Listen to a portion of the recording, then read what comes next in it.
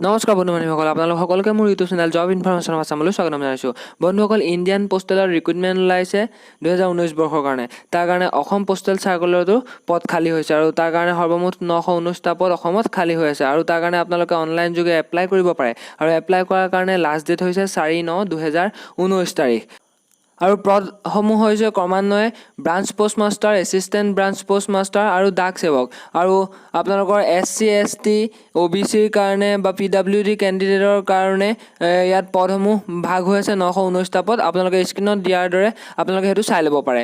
আৰু বয়সৰ কথা কৈছে যে 18 পৰা 40 বছৰ বয়স হোৱা হ'ব লাগিব 5/8/2019 তাৰিখৰ ভিতৰত। যিসকল ব্যক্তিৰ 18 পৰা 40 বছৰ হৈছে তেওঁলোকে এপ্লাই কৰিব পাৰিব। আৰু ST SCৰ কাৰণে 5 বছৰ আৰু OBCৰ কাৰণে 3 বছৰ আৰু PWD কেণ্ডিডেটৰ কাৰণে 10 বছৰ ৰেহাই দিয়া হৈছে। অৰ্থাৎ আপোনালোকে 40 বছৰৰ ওপৰতো এইসকল কেণ্ডিডেটে এপ্লাই কৰিব পাৰিব। আৰু এডুকেশ্যন কোৱালিফিকেশ্যনৰ কথা কৈছে যে আপোনালোকে ৰিকগনাইজ বৰ্ডৰ পৰা 10 পাছ কৰা হ'ব লাগিব। মিনিমাম আপোনালোকে 10 পাছ কৰা হ'ব লাগিব। আৰু আপোনালোকৰ ইংলিছ আৰু মেথমেটিক্সৰ আপোনালোকে 5 মাৰ্ক পাই পেলাই আচলতে পাছ কৰা হ'ব লাগিব বুলি কৈছে। আৰু এটা কথা কৈছে যে ইয়াত আচলতে আপোনালোকে কম্পাৰ্টমেণ্টেল দি পেলাই পাছ কৰা সকলোৱে ইয়াৰ কাৰণে এপ্লাই কৰিব পাৰিব। কিন্তু যিসকলে প্ৰথমবাৰ পৰীক্ষা দি পেলাই পাছ কৰিছে তেওঁলোকক মেৰিটিয়াছ লিষ্টত ভৰাব আৰু কম্পাৰ্টমেণ্টেল দিয়াসকলক অলপ পৃথকে ৰখা হ'ব বুলিও কৈছে। আৰু এটা কোৱালিফিকেশ্যনৰ কথা তাত কৈছে, আপোনালোকে কম্পালচৰি হিচাপে আপোনালোকে আঞ্চলিক ভাষা জনা হ'ব লাগিব। যেনেদৰে অসমৰ কাৰণে আপোনালোকে আছামিজ, মানে অকল অসমত 3টা ভাগ আছে, আছামিজ, বেংগলী আৰু বড়ো। অসমৰ যোনখিনি আপাৰ আছাম বা যোনখিনি অঞ্চলত অসমীয়া জানে তেওঁলোকৰ কাৰণে অসমীয়া, আৰু বৰাক ভেলীৰ কাৰণে বেংগলী, আৰু বড়োলেণ্ড টেৰিটৰিয়েল কাউন্সিলৰ কাৰণে বড়ো ভাষা জনা হ'ব লাগিব বুলি কৈছে।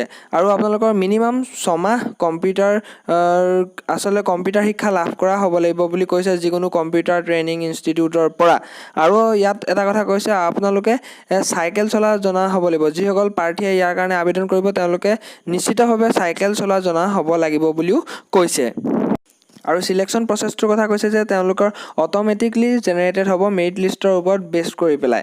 আৰু application fees OC OBC EWS মেল যোনসকলে তেওঁলোকে 100 টকা পে' কৰিব লাগিব। আৰু মহিলা কেণ্ডিডেটৰ কাৰণে আপোনালোকে 1 টকাও পইচা দিব নালাগে। আৰু এইটো আপোনালোকে ডেবিট কাৰ্ড, ক্ৰেডিট কাৰ্ড যিকোনো পদ্ধতিৰে কৰিব পাৰে। আৰু এপ্লাই কৰিবৰ কাৰণে আপোনালোকে ডেছক্ৰিপশ্যনত দিয়া লিংকত গৈ পেলাই এপ্লাই কৰিব পাৰিব। প্ৰথমতে আপোনালোকে ৰেজিষ্ট্ৰেশ্যন কৰিব লাগিব। আৰু ৰেজিষ্ট্ৰেশ্যন কৰাৰ পিছত আপোনালোকৰ যোনটো ID আৰু পাছৱৰ্ড হ'ব সেইটোৰ থ্ৰুদি আপোনালোকে আকৌ লগ ইন কৰিব লাগিব। লগ ইন কৰাৰ পিছত আপোনালোকে যিখিনি পদ্ধতি আছে আপোনালোকে সেইখিনি ফিল আপ কৰাৰ পিছতহে আপোনালোকৰ, আৰু তাৰপিছত পইচাটো পে' কৰাৰ পিছতহে আপোনালোকৰ আচলতে ইয়াত ছাবমিশ্যন হ'ব। আৰু ইয়াত চব অনলাইন যোগে হ'ব আৰু চিলেকশ্যনো আপোনালোকৰ অনলাইন যোগে হ'ব। যদি আপোনালোকে চিলেকশ্যন পায় তেতিয়াহ'লে আপোনালোকলৈ মেছেজ আহিব। আৰু ইয়াত ইম্পৰ্টেণ্ট ডেটছ কিছুমান কৈছে, আপোনালোকে স্ক্ৰীনত দিয়াৰ দৰে আপোনালোকে তাত চাই ল'ব পাৰিব। যদি ভিডিঅ'টো ভাল পালে চাই তেন্তে লাইক, কমেণ্ট আৰু শ্বেয়াৰ কৰিবলৈ নাপাহৰিব। আৰু সকলোৱে মোৰ চেনেলটো প্লিজ ছাবস্ক্ৰাইব কৰি দিব। আৰু আপোনালোকে লগতে থকা বেল আইকনটো ক্লিক কৰিবলৈ নাপাহৰিব, যাতে আগলৈ ভিডিঅ'সমূহ আপোনালোকে চাই থাকিব পাৰে।